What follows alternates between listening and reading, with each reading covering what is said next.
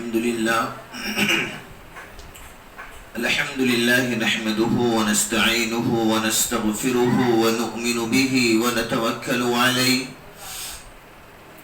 ونعوذ بالله من شرور أنفسنا ومن سيئات أعمالنا من يهده الله فلا مضل له ومن يضلله فلا هادي له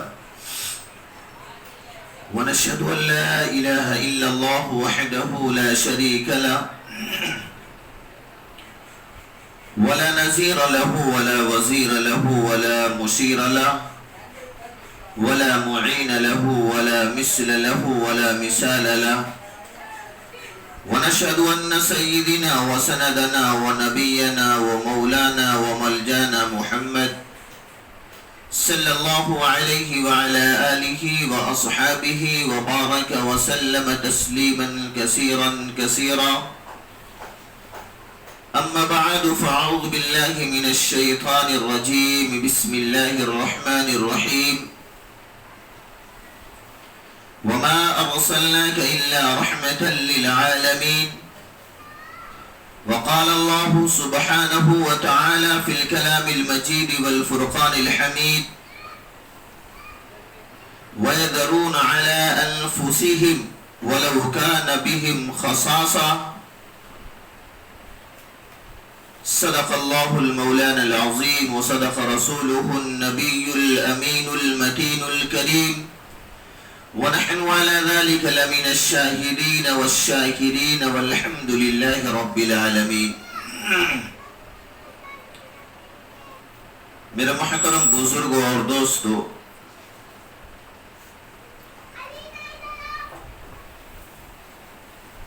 رب کریم کا بے انتہا فضل ہوا، اس کا کرم ہوا کہ اس نے ہم سب لوگوں کو ایسے نبی کا امتی بنایا کہ جس نبی کو سارے نبیوں کا امام بنایا، ہم سب کے آقا جناب محمد الرسول اللہ صلی اللہ علیہ وسلم ایسے عظیم الشان نبی ہیں کہ جن کو اللہ پاک نے جو عظمت عطا فرمائی، جو مرتبہ عطا فرمایا، وہ کسی نبی کو بھی اللہ جل جلالہ و منوالہ نے نہیں دیا. ہم سب ایسے مقدس نبی کے امتی ہیں. میرے محترم بزرگوں اور دوستو، کہ یہ امتیوں میں صحابہ کرام رضوان اللہ تعالی علیہ مجمعین کی جماعتیں ہوا کرتی تھی، جو اللہ کے پیارے رسول ہم سب کے آقا جناب محمد الرسول اللہ صلی اللہ علیہ وسلم کی زندگی میں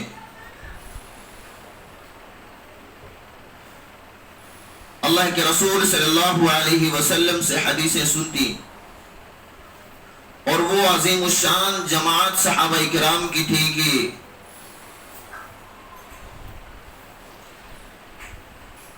کوئی کام کرتے تو اللہ اس کے اوپر بھی قرآن کی آیتیں نازل فرما دیتا اپنے پیارے محبوب جناب محمد الرسول اللہ صلی اللہ علیہ وسلم کی ذات اقدس پر.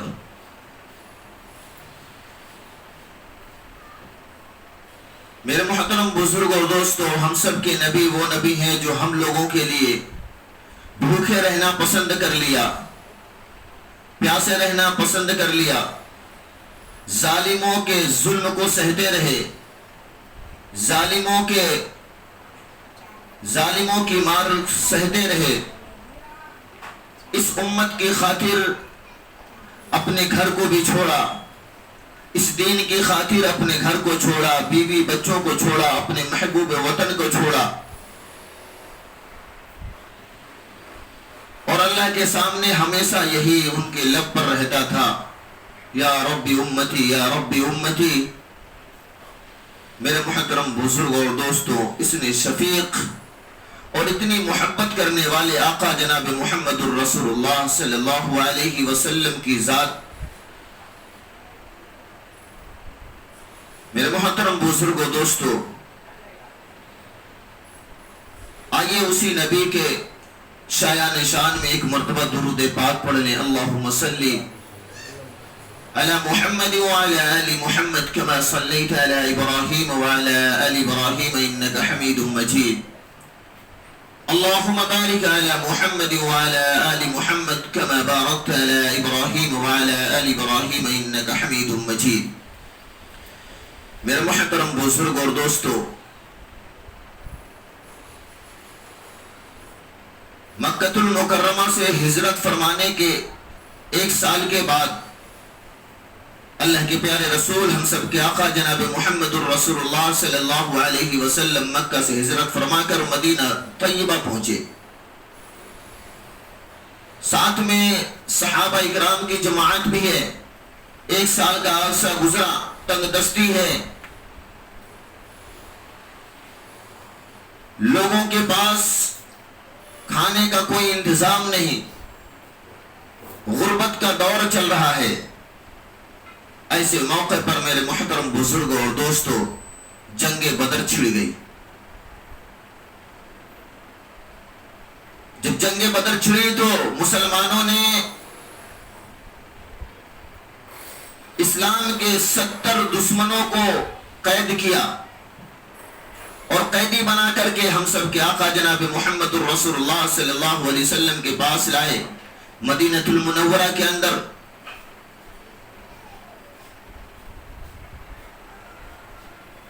میرے محترم بزرگ اور دوستو شام کا وقت ہوتا ہے. آقا مدنی کالی کملی والے سنہری جالی والے احمد مجتبی محمد مصطفیٰ صلی اللہ علیہ وسلم مسجد سے باہر نکلتے ہیں اور اعلان فرماتے ہیں کہ کون ہے وہ شخص جو میرے مہمانوں کو کھانا کھلائے گا. کون ہے وہ شخص جو میرے مہمانوں کو کھانا کھلائے گا؟ یعنی وہ 70 قیدی جو تھے، جو اسلام کے دشمن تھے، جو صحابہ کرام کی جان کے دشمن تھے، اللہ کے پیارے رسول صلی اللہ علیہ وسلم مسجد نبوی سے نکل کر کے اعلان فرما رہے ہیں کون ہے وہ شخص جو میرے مہمانوں کا اکرام کرے گا، ان کو کھانا کھلائے گا. میرے محترم بزرگ اور دوستو وہ صحابہ اکرام کی جماعت تھی. کسی نے 2 کو چن کے لے گیا، کوئی 1 کو لے گیا، کوئی 3 کو لے کے گیا اور اپنے گھر پہ کھانا کھلانے کے لیے ایک صحابی ہیں، وہ ایک شخص کو، ایک قیدی کو لیے اور لے کر کے اپنے گھر پہ پہنچتے ہیں. گھر پہ جب پہنچے تو بیوی سے پوچھنے لگے کہ گھر کے اندر کچھ کھانے کو ہے؟ تو بیوی نے کہا ہے میرے شوہر، میرے گھر میں صرف 1 آدمی کا کھانا ہے. وہ صحابی رسول صلی اللہ علیہ وسلم نے کہا ٹھیک ہے، دسترخوان لگا دو، مہمان کو بیٹھا دو کھانے پہ، ہم بھی سامنے بیٹھیں گے اور جب ہم کھانا شروع کریں، وہ مہمان کھانا شروع کرے تو تم دیے کو بجھا دینا.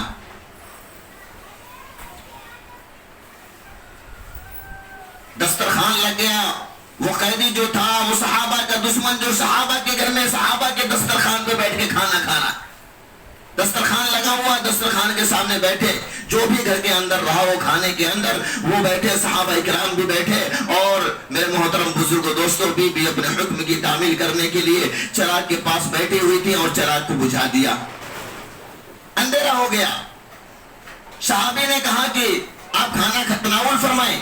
انہوں نے کہا آپ بھی کھائیں. وہ قیدی جو مسلمانوں کا دشمن، شریعت کا دشمن، اسلام کا دشمن تھا، اس کو اپنے دسترخوان پہ بیٹھا کے بولے نہیں ہم کھاتے ہیں، آپ بھی کھاؤ. یہ صحابہ جو تھے یہ اپنے منہ کو ایسے فالتو میں ہلا رہے تھے، کھا وہ نہیں رہے تھے، ہاتھوں کو ہلاتے تھے، منہ کو حرکت دیتے تھے کہ تاکہ سامنے والے کو پتا چلے کہ میں بھی کھانا کھا رہا ہوں. یہ ادا اللہ کو بہت پسند آئی. فوراً اللہ نے اپنے محبوب جناب محمد الرسول اللہ صلی اللہ علیہ وسلم کی ذات اقدس پر قرآن کی آیت نازل فرما دی. میرے محترم بزرگوں دوستو ادھر یہ کام ہو رہا ہے، صحابہ کرام دشمنان اسلام کو اپنے دسترخوان پہ بیٹھا کے کھانا کھلا رہے، ادھر محبوب کبریا صلی اللہ علیہ وسلم کی ذات اقدس پر قرآن اللہ نازل فرما رہا ہے وَيَذَرُونَ عَلَىٰ أَنفُسِهِمْ وَلَوْ كَانَ بِهِمْ خَصَاصَةٌ. اللہ پاک کہتے ہیں وہ کالی کملی والے، وہ میرے محبوب پیغمبر، وہ میرے برگزیدہ نبی صلی اللہ علیہ وسلم، آج تو میں بہت خوش ہو گیا ہوں، تمہاری امت کا وہ جو فرد ہے وہ بہت آگے نکل گیا ہے. میرے محترم بزرگوں دوستو وہ تو میں خود بھوکا ہے، اپنے منہ کو ایسے ہلا رہا ہے، ان کی بیوی بھی بھوکی بیٹھی ہوئی ہیں اور چراغ کو بجھا دی ہیں. اللہ پاک فرماتے میں ان سے خوش ہو گیا, میں ان لوگوں کو یعنی اس جماعت کے اوپر میں جنت کو واجب کر دیتا ہوں. تو میرے محترم بزرگوں دوستو, ہم سب کے آقا جناب محمد رسول اللہ صلی اللہ علیہ وسلم کا درس ایسا ہوا کرتا تھا کہ کافر بھی ہے اور صحابہ کرام رضوان اللہ تعالی علیہم اجمعین کے جانی دشمن بھی ہے, لیکن گھر کے اندر مہمان کی حیثیت سے لے کر آتے ہیں. اور آقا انعامدار تاجدار مدینہ سرور کونین صلی اللہ علیہ وسلم مسجد کے باہر کھڑے ہو کر کے اعلان فرماتے, کون ہے وہ جو میرے مہمانوں کو کھانا کھلائے گا؟ وہ جبکہ صحابہ کا دشمن ہے, صحابہ کے جانوں کا دشمن ہے, اسلام کا دشمن ہے, مکہ سے چل کے آیا. وہ کہنے لگے کہ لے کر کے اپنے گھر پہ پہنچتے ہیں اور بیوی سے بولتے ہیں کہ یہ چراغ بجھا دینا, دسترخوان کے سامنے بیٹھ کے ہم بھی حرکت کرتے رہیں گے. اللہ نے قرآن کی آیت نازل فرما دی. میرے محترم بزرگوں دوستو, اسی طریقے کا ایک اور واقعہ ہے کہ کچھ قیدی پکڑ کے لائے گئے اور اللہ کے رسول صلی اللہ علیہ وسلم نے اعلان فرمایا کہ کون ہے جو میرے مہمانوں کو کھانا کھلائے, جبکہ صحابہ اکرام رضوان اللہ تعالی علیہم اجمعین کی جان کے دشمن ہوا کرتے تھے. ایک صحابی تھے, انہوں نے اپنے گھر پہ قیدی کو لے کے گئے, گھر میں پوچھا تو پتا چلا ایک آدمی کا کھانا ہے. انہوں نے کہا بھائی میرے گھر میں تو ایک آدمی کا کھانا آپ کھا لیں, ہم بھوکے رہ لیں گے, ہماری بیوی بھوکی رہ لے گی, لیکن ہمارے ہاں یہ رواج ہے کہ دسترخوان پہ مہمان کو بیٹھا کر کے ان کی خدمت اچھے سے کی جائے, میزبانی مہمان نوازی اچھے سے کی جائے. وہ قیدی کہنے لگا نہیں آپ کھائیں. بولے نہیں, تم تو مکے کے رئیس ہو, تم مالدار مکے کے ہو, تم کھانا کھا لو, ہم لوگ تو غریب ہیں, غریبوں میں کافی دنوں سے زندگی ہم لوگوں کی گزر رہی ہے, فاقہ کسی پہ ہم لوگوں کی زندگی کافی عرصے سے گزر رہی ہے, ہم پتے کھا لیں گے, ہماری بیوی پتے کھا لیں گی, ہمارا گزارا ہو جائے گا, تم کھانا کھا لو. وہ دشمنان اسلام کہنے لگا ہم پتے کھا لیں. بولے نہیں, تم تو مکے کے مالدار ہو, تم مکے کے رئیس ہو, تم پتے کھاؤ گے تمہارے پیٹ میں کہیں درد نہ ہونے لگے. میرے محترم بزرگوں دوستو, پہلے دن وہ دشمنان اسلام دسترخوان پہ بیٹھ کے کھانا کھائے اور لے کر کے گئے. دوسرے دن پھر اللہ کے رسول صلی اللہ علیہ وسلم نے اعلان فرمایا کون ہے جو میرے مہمانوں کو کھانا کھلائے گا. پھر وہ قیدی کو وہی شخص وہی صحابی لے کر اپنے گھر پہ آتے ہیں اور گھر پہ پہنچتے ہیں تو ایک ہی آدمی کا کھانا. پھر دسترخوان لگتا ہے, وہ دشمنان صحابہ کو بیٹھا کر کے اپنے دسترخوان پہ کھانا کھلا رہے. بولے بھائی تم کھا لو, ہم لوگ پتے کھا لیں گے, ہم لوگ پتے چبا چبا کے اپنی زندگی بسر کر لیں گے, ابھی ہم کھا لیں گے, اپنی بھوک مٹا لیں گے, تم کھانا کھا لو. دوسرے دن بھی وہ دشمنان صحابہ جو تھا وہ کھانا کھایا اور چل دیا. تیسرے دن پھر اللہ کے رسول صلی اللہ علیہ وسلم نے اعلان فرمایا کون ہے جو میرے مہمانوں کو کھانا کھلائے گا. وہی صحابی اس صحابی رسول صلی اللہ علیہ وسلم کے دشمن کو پھر اپنے گھر پہ لے کے آئے.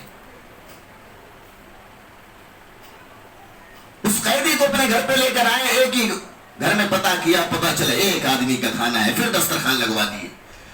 انہوں نے کہا نہیں, میں کھانا اس وقت تک نہیں کھاؤں گا, آپ پتے کھا رہے ہو اور اپنے دشمن کو کھانا کھلا رہے, میں اس وقت تک کھانا نہیں کھاؤں گا جب تک اپنے ہاتھوں پہ مجھے کلمہ نہ پڑھا دو. یہ 2 دن کا عمل تھا جو بڑے سے بڑا مشرک اور کافر ہوا کرتا تھا, جو صحابہ اکرام رضوان اللہ تعالی علیہ اجمعین کے جان کا دشمن تھا, وہ کلمہ پڑھنے پر مجبور ہو گیا. آج ہم لوگوں کا کیا عالمیہ ہے, کیا عمل ہے؟ 30 سے 35 سال عمر گزر گئی, 35 سے 40, 40 سے 50, 60 سال عمر ہو جاتی ہے. ہمارا عمل تو ایسا ہے کہ ہمارے بغل میں کوئی کافر بیٹھنے کے لیے تیار نہیں ہے. محترم بزرگوں دوست, ہم ایسے نبی کی امتی ہے کہ جس نبی کے کردار کو اگر سامنے والا بھی دیکھے تو وہ کلمہ پڑھنے پر مجبور ہو جائے. آج ہمارے کردار کو مسلمان دیکھتا ہے تو وہ 4 کٹھا دور بھاگتا ہے, ہمارے اوپر بھروسہ نہیں کرتا. اسی نبی کی امتی ہم بھی ہیں, اسی نبی کے کلمہ پڑھنے والے ہیں, اسی محبوب کے اوپر جو قرآن مقدس جیسی عظیم الشان کتاب نازل ہوئی اسی کی تلاوت کرنے والے ہم بھی ہیں. اور ہمارا کردار کیا ہے؟ میرے محترم بزرگوں دوستوں کہ ہم کو دیکھ کر کے غیر دور بھاگتا ہے. چھوٹے سے عمل سے وہ صحابہ رضوان اللہ تعالی علیہ مجمعین نے کھانا کھلایا اور وہ کلمہ پڑھنے پر مجبور ہو گئے.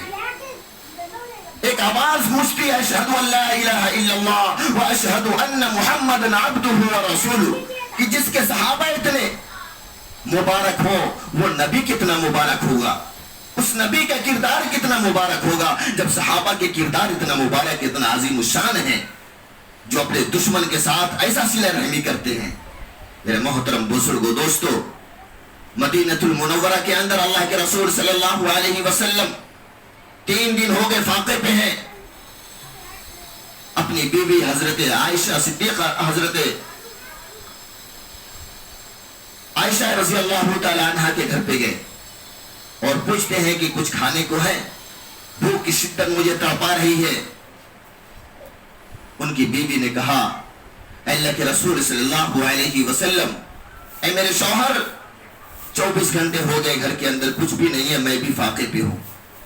اللہ کے پیارے رسول صلی اللہ علیہ وسلم دوسری بیوی حضرت حفصہ رضی اللہ تعالی عنہ کے گھر پہ گئے اور ان سے دریافت فرمایا کچھ ہے گھر کے اندر کھانے کے لیے؟ میں 3 دن سے بھوکا ہوں، مجھے بھوک بہت ستا رہی ہے، بھوک کی شدت بہت تڑپا رہی ہے. ان کی بیوی حضرت حفصہ نے کہا اے اللہ کے رسول صلی اللہ علیہ وسلم، میرے ماں باپ آپ پر قربان، 24 گھنٹے ہو گئے ہیں، میرے گھر کے اندر بھی کچھ نہیں ہے. ہم سب کے آقا جناب محمد رسول اللہ صلی اللہ علیہ وسلم اپنی تیسری بیوی کے پاس جاتے ہیں، حضرت سلمہ رضی اللہ تعالی عنہ کے پاس، اور وہاں پہ جانے کے بعد پوچھتے ہیں کہ گھر میں کچھ کھانے کو ہے؟ 3 دن ہو گئے مجھے بہت بھوک ستائی ہوئی ہے، میں 3 دن سے کچھ کھایا پیا نہیں ہوں. میرے محترم بزرگوں دوستوں، حضرت سلمہ رضی اللہ تعالی عنہ نے بھی یہی جواب دیا اللہ کے رسول صلی اللہ علیہ وسلم، میرے ماں باپ آپ پر قربان، 24 گھنٹے ہو گئے ہیں، میرے گھر میں بھی کچھ نہیں ہے.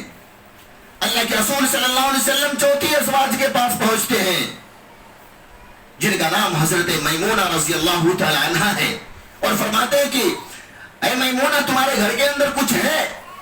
3 دن ہو گیا میں کچھ کھایا پیا نہیں ہوں، بھوک مجھے بہت ستا رہی ہے، بھوک کی شدت تڑپا رہی ہے. حضرت میمونہ رضی اللہ تعالی عنہ فرماتی ہے کہ اللہ کے رسول صلی اللہ علیہ وسلم، میرے ماں باپ آپ پر قربان، 24 گھنٹے ہو گئے گھر کے اندر کچھ بھی نہیں ہے. میرے محترم بزرگوں اور دوستوں، اللہ کے پیارے رسول صلی اللہ علیہ وسلم کی آنکھوں سے اشک جاری تھے. اپنے بیٹی، اپنے دل کی ٹکڑا، وہ جنتی عورتوں کی سردارن کے گھر کی طرف رخ کر لیے. سیدہ فاطمہ رضی اللہ تعالی عنہ کے گھر پہ پہنچتے ہیں. وہ امام حسن اور حسین کی امی کے گھر کا راستہ اختیار کر لیے.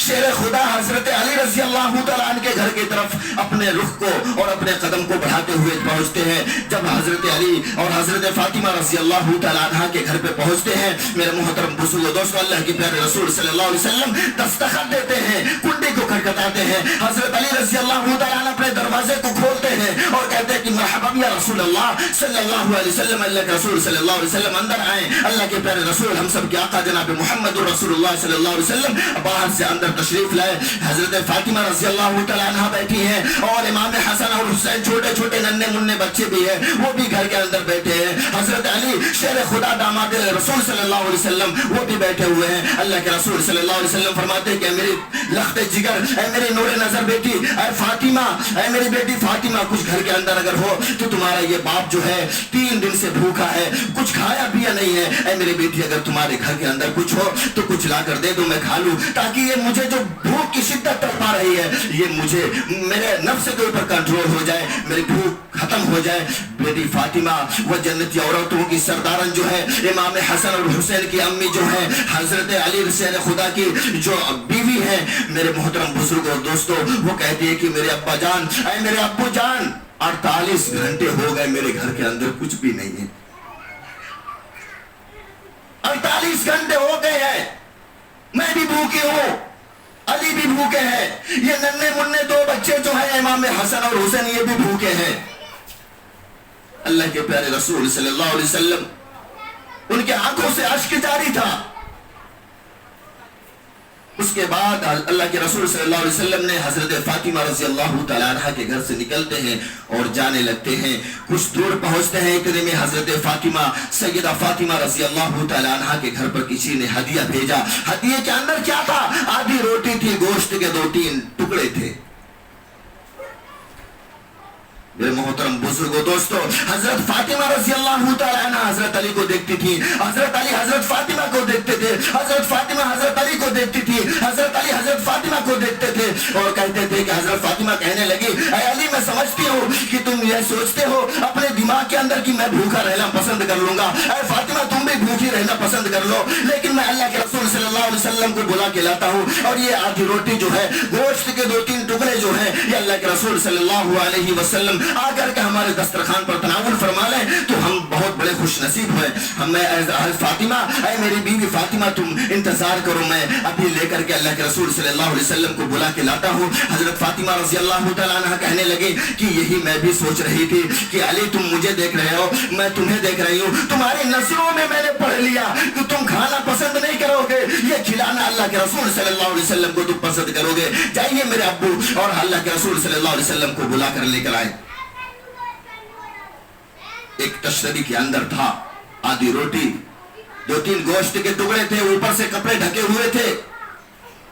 حضرت علی فرمانے لگے دسترخوان لگا دو. دسترخوان لگا، وہ تھال جس طرح سے بند ہو کر کے آئی تھی اس طریقے سے رکھی ہوئی ہے. اللہ کے پیارے رسول صلی اللہ علیہ وسلم نے اس دنیا کے اندر رحمت للعالمین بن کے آئے. ہم سب کے آقا جناب محمد رسول اللہ صلی اللہ علیہ وسلم رحمت للعالمین بن کے آئے. اللہ فرماتا ہے میں رب العالمین ہوں، میرا محبوب تو رحمت للعالمین ہے. قرآن میں اللہ فرماتا ہے ما ارسلناک الا رحمت للعالمین. کہ اے میرے پیغمبر، اے میرے برگزیدہ نبی، اے میرے رسول، میں نے تم کو ساری کائنات کے لیے رحمت بنا کر بھیجا ہے. میرے محترم بزرگوں دوستو، اللہ کے رسول صلی اللہ علیہ وسلم دسترخوان کے سامنے بیٹھتے ہیں. حضرت فاطمہ فرما رہے کہ ابو جان آدھی روٹی ہے، 2 گوشت کے 2-3 ٹکڑے ہیں، آپ تناول فرما لیں. میں امام حسن اور حسین کو ایک طرف لے کے جا رہی ہوں، ان کو بہلا پھسلا کے سلا دوں گی، میں بھی بھوکی رہ لوں گی اور علی بھی بھوکے رہ لیں گے. آپ تناول فرما لیں، آپ کھا لیں گے، سکون ہمارے دل کو ملے گا. میرے محترم بزرگوں دوستو، اللہ کے پیارے رسول صلی اللہ علیہ وسلم بولے نہیں، وہ حسن اور حسین کو بھی بلاؤ، میرے نمازوں کو بلاؤ. دسترخوان کے سامنے بلایا گیا اور بیٹھائے. ایک طرف اللہ کے رسول صلی اللہ علیہ وسلم نے اپنے بیٹی حضرت سیدہ فاطمہ رضی اللہ تعالیٰ عنہ کو بیٹھائے، دوسری طرف اپنے داماد شیر خدا حضرت علی رضی اللہ تعالیٰ عنہ کو بیٹھائے. سامنے وہ ننھے منھے بچے ہیں اور بیچ میں وہ تھال رکھا ہوا ہے جس کے اندر آدھی روٹی ہے، گوشت کے 2-3 ٹکڑے ہیں. اللہ کے پیارے رسول صلی اللہ علیہ وسلم نے اس کے اوپر سے کپڑا ہٹایا تو گوشت ڈبا ڈب بھرا ہوا ہے اور تازی تازی روٹی بکھری ہوئی ہے چاروں طرف. اللہ کے رسول صلی اللہ علیہ وسلم نے فرمایا ہے فاطمہ تم تو بولتی تھی آدھی روٹی ہے اور گوشت کے 2-3 ٹکڑے ہیں. حضرت فاطمہ رضی اللہ تعالیٰ عنہ کہہ سکتی تھی کہ اللہ کے رسول صلی اللہ علیہ وسلم، اے میرے والد محترم، یہ آپ کے ہاتھوں کی برکت کی وجہ سے ہوا ہے. لیکن نہیں، اللہ کے رسول صلی اللہ علیہ وسلم نے اپنی بیٹی حضرت فاطمہ رضی اللہ تعالیٰ عنہ کو بھی ایسی پرورش دی تھی. انہوں نے کہا ھذا من عند اللہ، یہ تو میرے رب کا کرم ہے، یہ میرے رب نے عنایت فرمایا ہے. اللہ کے رسول صلی اللہ علیہ وسلم نے فرمایا اے میری بیٹی فاطمہ، اللہ پاک نے تیرا مرتبہ حضرت مریم علی نبینا علیہ السلام سے بھی اونچا فرما دیا. وہ اس لیے کہ ایک موقع تھا، حضرت مریم علیہ السلام اپنے کمرے کے اندر تھی، کھڑکی بند تھی، دروازہ بند تھا. اتنے میں دسترخوان لگتا ہے، دسترخوان لگتا ہے اور اس دسترخوان پہ فروٹ تھے اور ایسے پھل تھے کہ جو اس وقت موسم نہیں تھا اس پھلوں کا، اور ایسے اس وقت میں اس دسترخوان پہ ایسے پھل تھے. تو حضرت زکریا علیہ السلام آتے ہیں اور کہتے ہیں کہ اے مریم، یہ تو دروازے بھی بند ہیں، کھڑکیاں بھی بند ہیں اور دروازے بند، اندر یہ دسترخوان لگا ہوا، اس کے اوپر فروٹ، اور ایسے فروٹ ہے کہ جو موسم جس پھل کا نہ ہو ایسے پھل اس دسترخوان کے اوپر موجود ہے۔ حضرت مریم علی نبینا علیہ الصلوۃ والسلام نے بھی یہی کہا تھا، ھذا من عند اللہ، ان اللہ یرزق من یشاء بغیر حساب۔ یہ کسی کا کمال نہیں ہے، یہ تو میرے رب محبوب، یہ میرے رب کا کمال ہے، یہ میرے رب کی عنایت ہے۔ میرے محترم بزرگوں دوستو، اللہ کے رسول صلی اللہ علیہ وسلم نے کھانا تناول فرمایا، امام حسن اور حسین کو اپنے چھوٹے چھوٹے منہ میں اپنے ہاتھوں سے لقمے ڈال رہے، حضرت علی بھی کھائے اور جنتی عورتوں کی سردانت بھی دسترخوان پہ بیٹھ کے کھانا تناول فرما رہے۔ یہ ہم سب کے آقا جناب محمد رسول اللہ صلی اللہ علیہ وسلم کے معجزات ہیں۔ وہ صحابہ کرام کے کردار کو دیکھو تو غیر بھی کلمہ پڑھنے پر مجبور ہو جاتا ہے۔ میرے محترم بزرگوں دوستو، اس دنیا کے اندر اللہ کے حکم اور نبی پاک صلی اللہ علیہ وسلم کے طریقے کے مطابق اگر ہم زندگی نہیں گزاریں گے تو اس کا انجام بہت برا ہوگا، اور اللہ کے رسول صلی اللہ علیہ وسلم کے حکم، اللہ کے حکم اور نبی پاک صلی اللہ علیہ وسلم کے طریقے کے مطابق زندگی گزاریں گے تو اللہ پاک ہم سب لوگوں کو انعامات سے نوازے گا۔ وہ انعامات ایسی چیز ہوگی کہ جنت سے کم نہیں ہوگی۔ اللہ کے پیارے رسول صلی اللہ علیہ وسلم نے فرمایا کہ جہنم کے اندر جب جہنمیوں کو ڈال دیا جائے گا، ہر انسان کلمہ پڑھنے والا جنتی ہے، کوئی جنت میں فوراً چلا جائے گا، کوئی 1-2 مہینے رک کے جائے گا، کوئی 1-2 سال رک کے جائے گا، اپنی سزا کاٹنے کے بعد جنت میں ہر کلمہ پڑھنے والا مومن انسان جنت میں داخل ہوگا۔ اللہ کے رسول صلی اللہ علیہ وسلم نے فرمایا کہ جنت میں ایک جہنمی آدمی، جہنم کے اندر ایک جہنمی آدمی ہے، جہنم میں جب اللہ پاک ڈالیں گے تو کوئلہ بن جائے گا، کالا کلوٹا بن جائے گا۔ اللہ کے رسول صلی اللہ علیہ وسلم نے فرمایا کہ اللہ حکم دیں گے اس جہنمی کو کہ جہنم کے دیوار تک اس کو لایا جائے۔ جب اللہ کی رحمت جوش میں آئے گی، اس بندے کو جہنم سے نکال کر کے جہنم کے دیوار تک لایا جائے گا، کالا کلوٹا۔ اللہ پاک حکم دیں گے اس کو نہلا دو اور اس کو جنتی لباس پہنا دو۔ وہ جب دیوار کے پاس پہنچے گا تو اللہ پاک سامنے ایک درخت لا کے رکھ دیں گے۔ وہ اللہ سے گزارش کرے گا کہ اللہ پاک مجھے یہاں سے ہٹا کر کے اس درخت کے نیچے کر دے، میں جنت نہیں مانگتا ہوں، مجھے جنت نہیں چاہیے، بس یہ جہنم سے نکال کے اس درخت کے پاس کر دے۔ اللہ پاک کہیں گے تو سچ بول رہا ہے، وعدہ خلافی تو نہیں کرے گا؟ وہ شخص کہے گا، اللہ کے رسول صلی اللہ علیہ وسلم نے فرمایا کہ وہ شخص فرمائے گا، اللہ کے رسول صلی اللہ علیہ وسلم مجھے کچھ نہیں چاہیے، مجھے جنت سے نکال کے اس درخت کے نیچے کر دو، ٹھنڈی ٹھنڈی ہوائیں بھی چل رہی ہیں۔ اللہ پاک حکم دیں گے فرشتوں کو، وہ فرشتے اٹھا کر کے اس کو لے کر کے وہاں پہ پہنچا دیں گے۔ اللہ کے رسول صلی اللہ علیہ وسلم نے فرمایا کچھ دیر کے بعد سامنے تھوڑی دور پر ایک اور درخت ہوگا جنت کا، اور اس کے اوپر پھل بھی آئے ہوں گے، اس کے نیچے نہریں بہ رہی ہوں گی۔ جب اس بندے کی نظر اس درخت پہ پڑے گی یہ کہے گا کہ اللہ پاک یہاں پہ تو اس جگہ پہ ڈال دے، جنت میں نہیں چاہیے، جنت نہیں چاہیے مجھے، وہ درخت کے نیچے کر دو۔ آدمی کو روٹی، کپڑا، مکان، 3 چیز کی ضرورت ہوتی ہے۔ کپڑا تو آپ نے دے دیا جہنم سے نکالنے کے بعد، اور اس کے بعد درخت کے نیچے چلا جاؤں گا، اس پہ پھل ہے تو کھانے کا بھی انتظام ہو جائے گا، اور نیچے نہر بہ رہی ہے، پانی کا بھی انتظام ہو جائے گا۔ اللہ پاک مجھے جنت نہیں چاہیے۔ اللہ کے رسول صلی اللہ علیہ وسلم نے فرمایا تو نے وعدہ خلافی کیا۔ اللہ پاک فرمائیں گے تو نے وعدہ توڑ دیا اپنا۔ وہ بندہ کہے گا اللہ پاک اب نہیں، یہ آخری۔ اللہ پاک حکم دیں گے ٹھیک ہے، فرشتوں کو حکم دیں گے اس کو اس درخت کے نیچے چھوڑ دو۔ فرشتے لے کے جائیں گے اس درخت کے نیچے چھوڑیں گے۔ اللہ کے رسول صلی اللہ علیہ وسلم نے فرمایا کہ جنت کا پھل ایسا پھل ہوگا، یہاں تو انگور چھوٹے چھوٹے، وہاں پہ ایک ایک ڈول کے برابر انگور۔ اب وہاں پہ ٹھنڈا ٹھنڈا پانی بھی ہے اور فروٹ بھی ہے، ہوائیں بھی چل رہی ہیں، نیچے ٹھنڈا پانی بھی بہ رہا ہے، لباس بھی پہنے ہوئے ہیں، لیکن تھوڑی دیر کے بعد اللہ پاک سامنے جنت کا دروازہ کھول دیں گے۔ اللہ کے رسول صلی اللہ علیہ وسلم نے فرمایا جب جنت کا دروازہ کھلا ہوگا اس کے اندر بھی جنت کے درخت دکھیں گے, اس پہ جنت کے پھل دکھیں گے, وہاں سے ٹھنڈی ٹھنڈی ہوائیں آئیں گی اور اس جگہ پہ حوریں بھی آتی اور جاتی رہیں گی اور وہ حوریں گانا بھی گاتی رہیں گی. جب وہ اس کے کان میں آواز پہنچے گی تو کہے گا اللہ پاک جنت نہیں چاہیے تو اس جگہ تک کھڑا کر دے, بس جنت کے دروازے تک مجھے پہنچا دے, بس جنت نہیں چاہیے. اللہ پاک کہیں گے پھر اپنے تم نے وعدہ توڑا. اللہ کے رسول صلی اللہ علیہ وسلم نے فرمایا وہ بندہ کہے گا اللہ پاک بس آخری مرتبہ.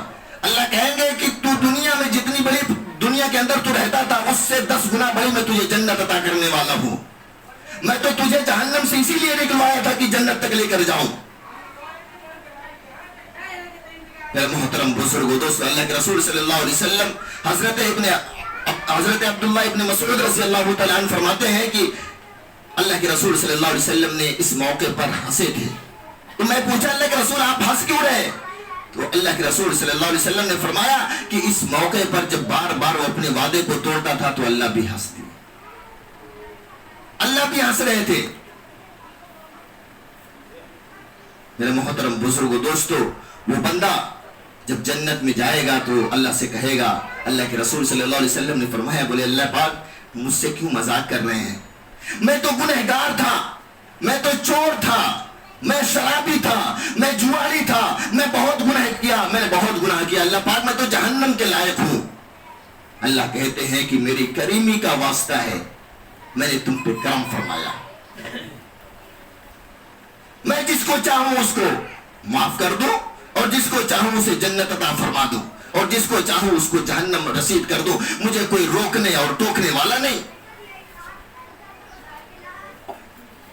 میرے محترم بزرگوں دوستو, ہم ایسے نبی کی امت ہیں کہ اللہ کے رسول صلی اللہ علیہ وسلم معراج کا وقت ہے, اللہ کے رسول صلی اللہ علیہ وسلم عرش پہ پہنچے, 7 آسمانوں کو کراس کر کے 8 جنتوں کو پار کرتے ہوئے سدرۃ المنتہا کو پار کرتے ہوئے اللہ کے عرش کے پاس گئے. تو اللہ کے رسول صلی اللہ علیہ وسلم نے وہاں پہ 5 سوال اللہ سے کیے تھے, 5 سوال کیے تھے.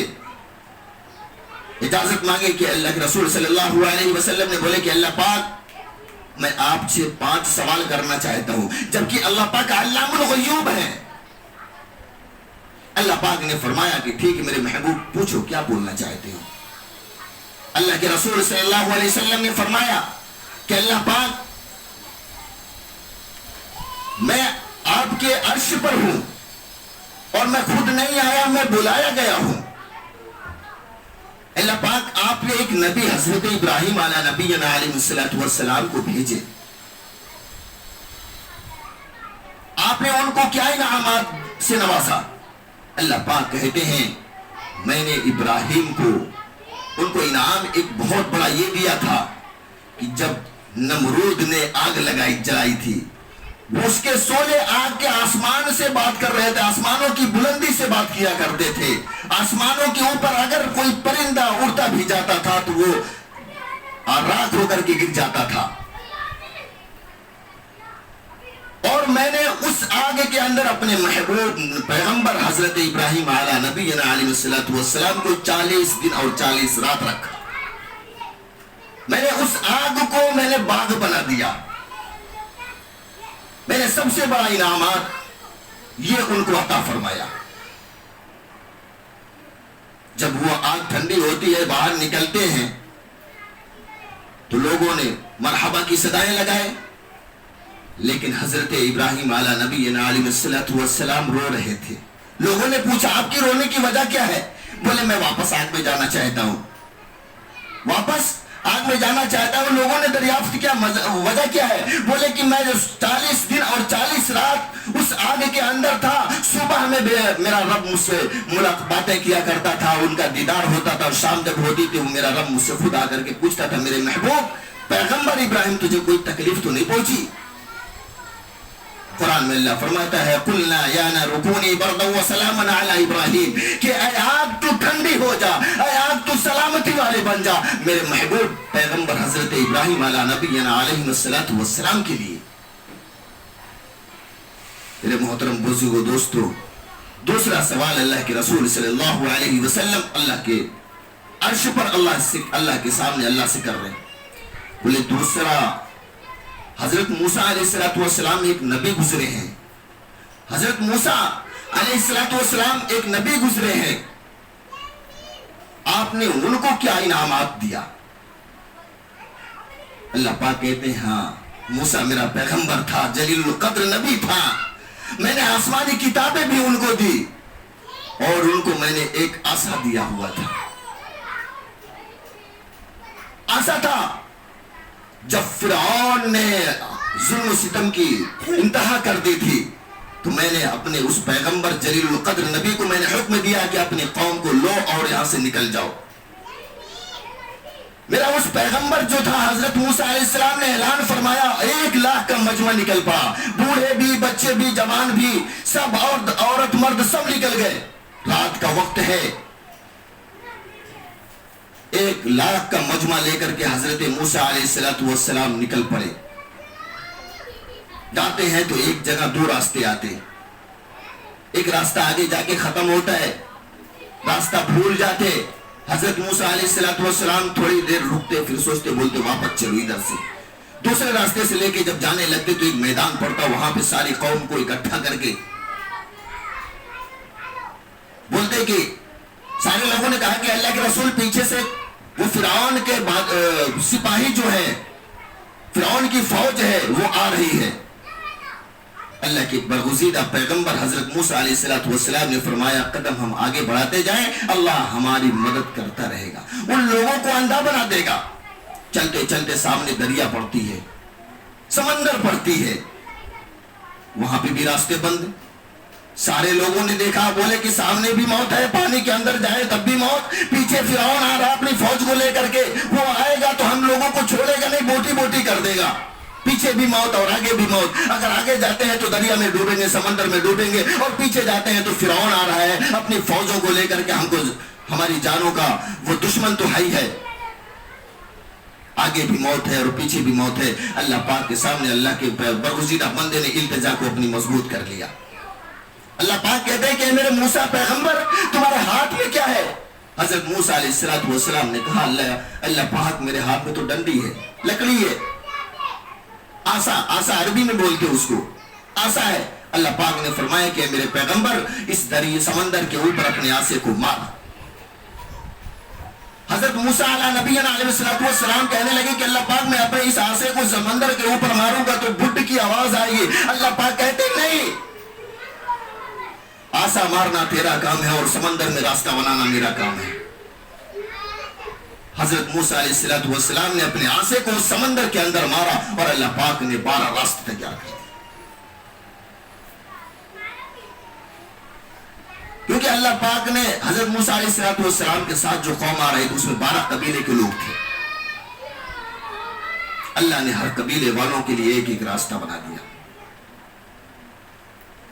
اللہ پاک فرماتے کہ میرے محبوب پیغمبر، میں نے حضرت موسیٰ علیہ السلام کو سب سے بڑا انعامات یہ دیا تھا کہ وہ اپنے آسا کو زمین کے اوپر مارتے تھے تو اژدہا بن جاتا تھا، سمندر کے اوپر مارے تو 12 راستے بن گئے.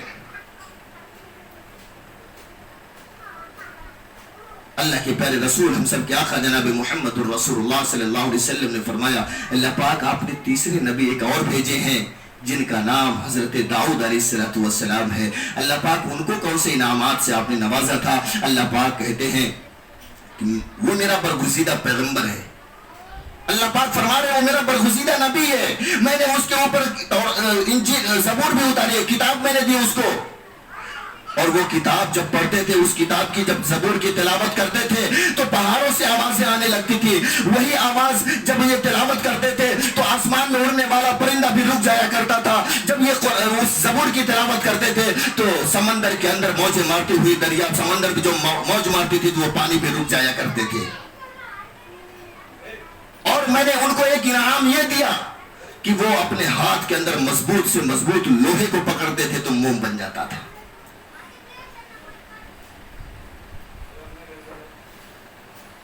اللہ کے رسول صلی اللہ علیہ وسلم نے فرمایا کہ اللہ پاک آپ نے حضرت ابراہیم علیہ السلام کو انعامات دیے کہ آگ کو باغ بنا دیے اور موسیٰ علیہ السلام کو انعام دیے کہ وہ اپنی لاٹھی کو یعنی عصا کو سمندر کے اوپر مارے تو اپنے 12 راستے بنا دیے. اور حضرت داؤد علیہ السلام اپنے ہاتھ کے اندر کتنا بھی مضبوط لوہے کو پکڑے تو وہ موم بن جاتا تھا. اللہ پاک ایک اور نبی گزرے ہیں جن کا نام حضرت سلیمان علیہ السلام ہے. آپ ان کو کون سا انعامات دیے. اللہ پاک کہتے ہیں کہ میرے محبوب، اے میرے برگزیدہ بندے، اے میرے نبی، میں نے حضرت سلیمان علیہ السلام کو نبوت کے ساتھ ساتھ حکومت بھی عطا فرمائی تھی اور ایسا بادشاہ بنایا تھا کہ آج تک صبح قیامت تک ویسا بادشاہ نہیں بن سکتا. وہ بادشاہ ایسا تھا، وہ انسانوں کے اوپر حکومت کرنے والا تھا، وہ جناتوں کے اوپر حکومت کرنے والا تھا، وہ جانوروں کے اوپر حکومت کرنے والا تھا، یہاں تک کہ بل کے اندر کیڑے مکوڑے